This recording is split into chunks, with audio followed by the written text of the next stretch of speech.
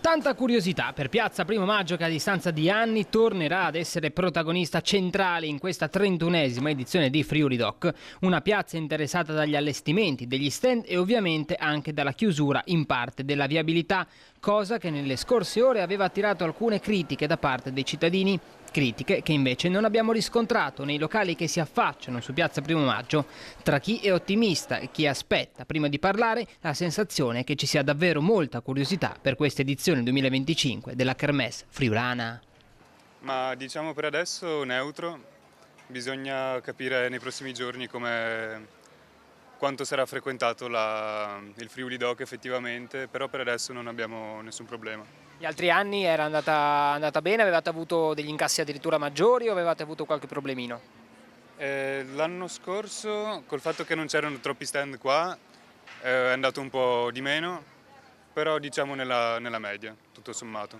Penso invece che sia non un danno, è un qualcosa di un valore aggiunto. Finalmente, dopo quasi 20 anni, rivediamo di nuovo la piazza impegnata in questa grande kermesse. Lo fu nell'ultimo anno in cui c'era la presenza di Stiria e Carinzia, poi dopo si è voluto portare la manifestazione più verso il centro. A noi fa piacere riavere una parte importante della kermesse in piazza, perché siamo anche convinti che darà maggior benefici.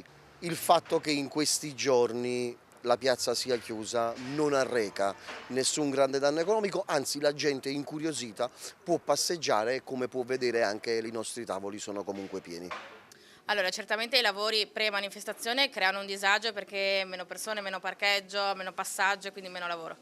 Ovvio, poi siamo molto propositivi e speriamo di recuperare tutto il perso durante i giorni poi di festa, che speriamo nel tempo e speriamo di lavorare un sacco.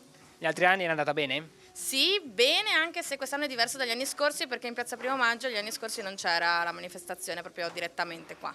Quest'anno è il primo, tra l'altro quando io ho aperto, e quindi Speriamo bene, incrociamo sì, le dita. incrociamo le dita.